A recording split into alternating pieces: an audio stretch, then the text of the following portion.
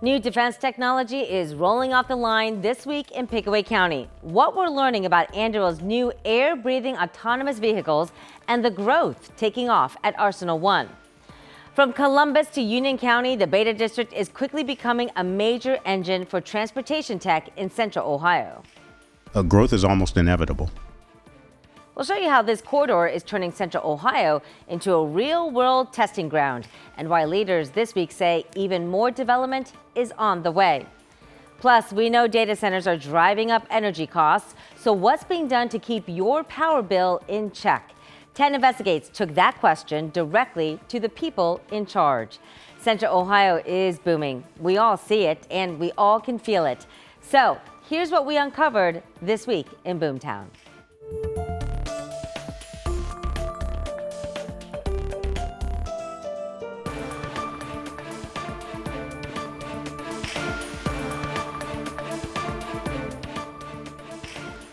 Some big news this week from Anheuser-Busch. The maker behind iconic beer brands like Mick Ultra and Bud Light is investing $5 million into its Columbus brewery. This is for a new technical skills training center, one of 15 the company is opening nationwide. It is also part of a larger $600 million commitment Anheuser-Busch announced earlier this year to help grow the manufacturing workforce. Certainly, cheers to that. We do have much more news on our booming manufacturing industry in just a few moments. Thanks so much for joining us for This Week in Boomtown. I'm Angela Am. Let's start with the headlines. Columbus City Council voted to rezone the former Big Lots headquarters in Northeast Columbus for hospital use. This now clears the way for possible redevelopment there. Ohio Health bought the property in 2025 for $36 million. It is 25 acres on East Dublin-Granville Road. A new construction project is about to transform part of historic Dublin. This is called Riverview Village, which will include a public plaza. City leaders say the goal is to create a more walkable area while improving connections between historic Dublin, the Dublin Link, and Riverside Crossing Park. Well, several of the top 10 fastest growing zip codes in Ohio are right here in the Columbus metro area. So 43215 took the top spot, which covers downtown and parts of Franklinton. A new study from Moving Place cited walkability and strong job growth as the main reasons. The Polaris area near Delaware County also came in high. Zip code 43240 is an area highly coveted by high-income young professionals. Right behind is Plain City, zip code 43064. Its small-town charm but easy access to Columbus put this area fifth on the list. Other zip codes rounding out the list: 43206, that's in German Village and the South Side, and to our north, 43074 in Sunbury.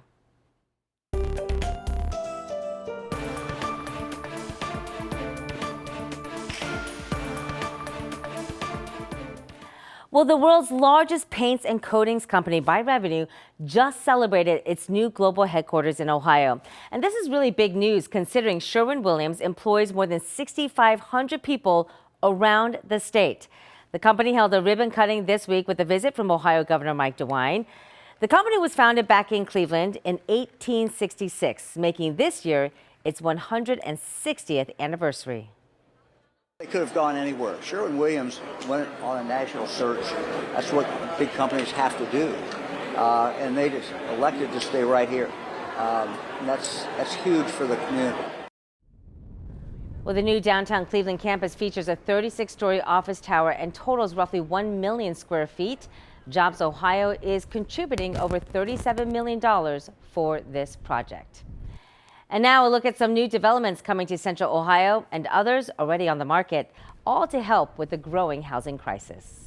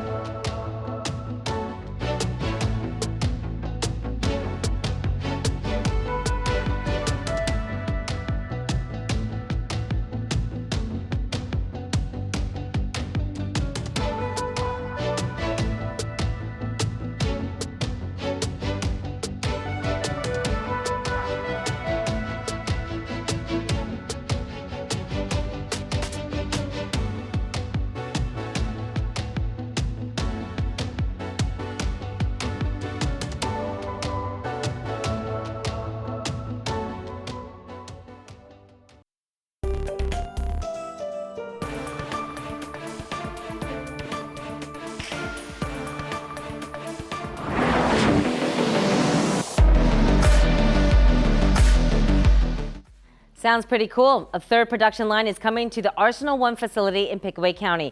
You're looking at video of Barracuda. Anduril this week announced its plans to build this air-breathing autonomous air vehicle right here from Ohio.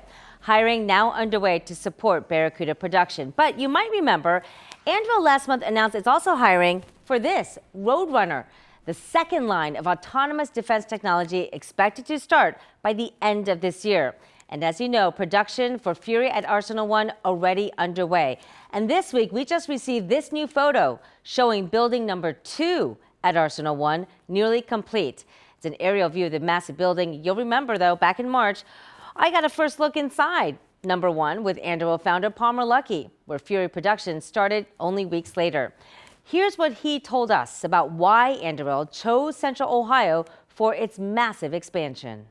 There are literally less than 2 handfuls of places in the whole country you could even feasibly conceive of building a factory like this fast. Remember, we announced that we were building Arsenal-1 a year ago, and here it is. The first 2 buildings are done, and we're going into scaled production in a matter of weeks.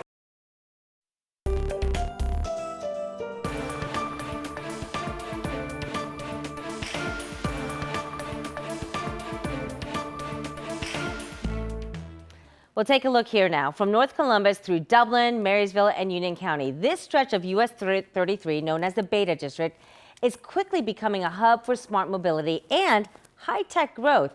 The Beta District is turning the region into a real-world testing ground for future transportation technology. It's also driving innovation and economic development all across Central Ohio. The executive director of the Beta District joined 10 TV this week on our streaming show, The Big Picture. And he says this could become the next engine for Central Ohio's growth. This is an area that we have seen immense growth. That corridor there between, basically Dublin and the Marysville area. What is the Beta District? Think of the Beta District as an innovation hub, and there's innovation hubs all around the country and all around the world, and this particular one is focused on mobility, smart mobility. And before there was a Beta District, there was an automotive industry there on Highway 33 between City of Dublin, Union County, and Marysville. And all of those companies that are part of that supply chain are ones that we can tap for the innovation that they've been doing all the time that maybe we would have missed if we didn't have something like the Beta District that was capturing it. What makes that particular area there between Dublin and Marysville such a great logistical place for this? There's a great big automaker there. Mm-hmm. And that automaker has tier 1, tier 2, and tier 3 suppliers all along Industrial Parkway. Many engineers, consulting companies, logistics companies, all focused and headquartered there in that region. We want to take advantage of those and connect them to each other, but that's what makes the area so valuable. You also have the Transportation Research Center that's in East Liberty, also on Highway 33. You have the Ohio State University Center for Automotive Research. All of these institutions and organizations are already situated in that area. And so growth is almost inevitable. And, we have, as you mentioned, it is inevitable. And, we've seen communities like Dublin, which, 20 years ago was a small community. Marysville being that extra urban, some people call it that extra urban suburb of Columbus. It's removed, but it's still a community that commutes in a lot. What is the drive there? Why is industry investing so heavily in these Union County communities like that far northwest part of Dublin and also just Marysville as a whole? Well, these communities have been very good at really staying connected with the companies that are there. They're very business friendly. They spend a lot of time organizing things so that those companies are doing quite well. The economic development, the planning departments of those communities are very, very strong. So if I was a company, I would move there if I had anything to do with automotive and those kinds of things. But, as I said, growth is inevitable. They want to be planning that type of growth, and the kind of coordination that you see between those communities, which have formed a council of governments, by the way, makes growth for businesses and universities and hospital systems and nonprofits that much more efficient. When we talk about smart mobility and that technology, that's not just technology that benefits this area of Dublin and Marysville. This is an area of growth really globally. Yeah, mobility in general is changing. It is evolving. And when you think of mobility, it's moving people or things wherever they're moving. And that's going to include pedestrians. It includes safety, transit, transportation systems, and consumer vehicles. And so all of those things continue to evolve with the potential for self-driving cars, with AI being in our cars now. And the question becomes, where is the center of the universe when it comes to design and testing and experimentation on those things? And we want to plant a flag. It doesn't happen just naturally. You have to raise your hand and say, we'll do it here. Yeah, and Central Ohio really has tried to claim that whether it becomes, the future of transportation and automation. And also, I mean, we've talked time and time again about the Intel plant. We want to become this hub of the country for new technology innovation. That's why I think it's so interesting, because Intel is on the other side of town, and it's not just not the only area of growth, which is what's so important. Yeah, this huge amount of growth off to that side. We've got stuff popping up in Pickaway County. It is everywhere. So to continue to talk about this, we've got Ohio's Future of Mobility Conference. That's coming up later this year in August, I think the 19th. So what's going on with that? What's so exciting to bring that here? So this is our second year of that conference, and it's pretty bold to call yourself Ohio's Future of Mobility Conference, but we are so bold. We gather in people from universities, thinkers from around the country. Last year, we brought in people from the Netherlands, and we hope to have that international audience where people are coming to Ohio. You should think of Ohio for smart mobility. You should think of it for air mobility, for space, for all of these things. So we have to have a conference that showcases the companies and the thinkers and the innovators that are doing that. And we're drawing people from around the country. So we have a theme from concept to connected, and we're excited about how August is shaping up. All right. When we look at the growth that's happening here, what are you most excited about? I'm excited about the technology and people beginning to think about Ohio differently. I think we've been thought of just as agriculture and manufacturing, and that's good, but we can enhance that. All right. I like that. Yes, absolutely. Doug McCall, thanks so much for coming in. Thanks for having me.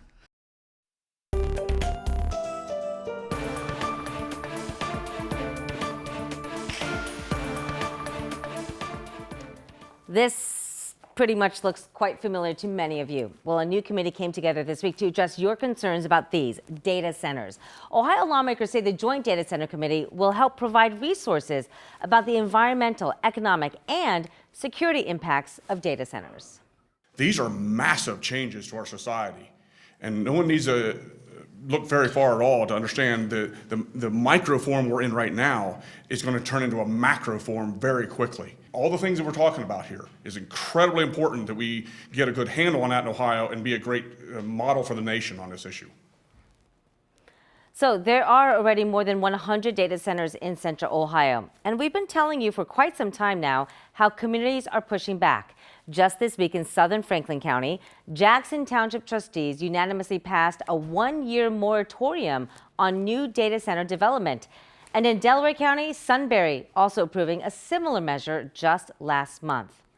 Well, the strain on the power grid and what it could mean for your electric bill is a chief concern in the data center debate. Data shows the average bill in Columbus is now nearly $30 higher compared to this time last year.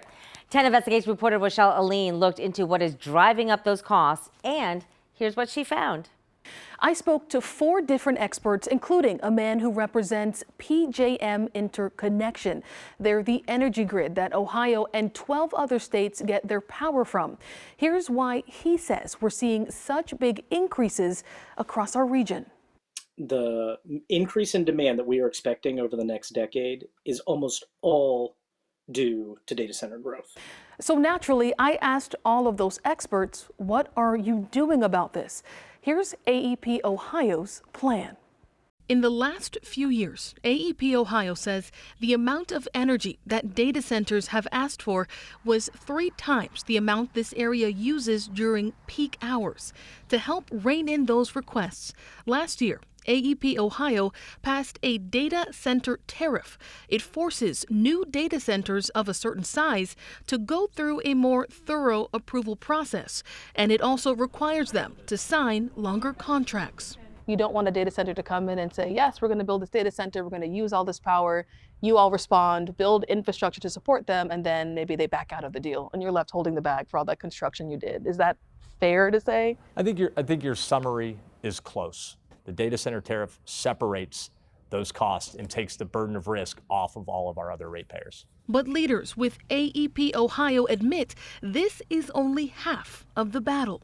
In the market that we're in, there's a severe imbalance of generation supply versus generation demand. And which way is it skewing? The demand far exceeds the supply. Where should consumers be looking to get more energy? So the imbalance between supply and demand is part of PJM's responsibility and process. I told you earlier, PJM is a company that runs our electric grid. I went one-on-one with a company leader to learn more about what they're doing to protect your pockets. I'll have the report coming up tonight on 10 TV. Reporting for 10 TV, I'm Rochelle Aline.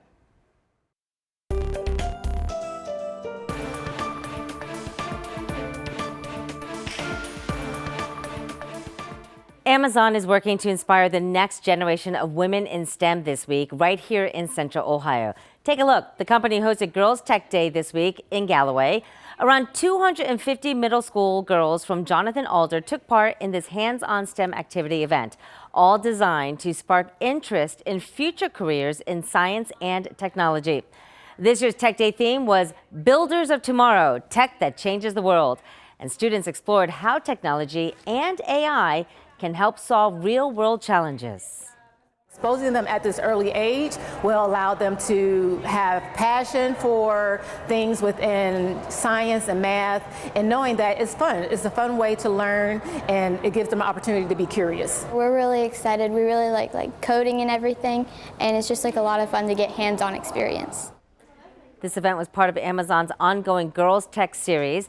It's a program that shows girls and young women careers in technology, a field where women have long been underrepresented. So we took some time to go a little deeper with Amazon about why giving back to girls in our growing region is such a big priority. Take a listen to what they said. For Amazon, Ohio is where we, have our employees. This is where we live and work, so we want to give back to this community. So providing resources, investing in this community is very important, and listening to the community needs. And one thing that we've learned, over the years is STEM is very important and education is very important. So providing these opportunities to children is what makes us be a good neighbor to the Central Ohio area. I love that phrase, be a good neighbor. But we do know growth does come with its challenges, the growing pains, and solutions like you just heard. So we do want to hear from you. If you have questions related to Central Ohio's rapid growth, let us know. Text us 614-460-3345. If you're watching on YouTube, be sure to like and subscribe. You can always drop a question right there in the comment section as well. That does it for us here. Thanks for watching This Week in Boomtown. I'm Angela Ann. We'll see you again next week.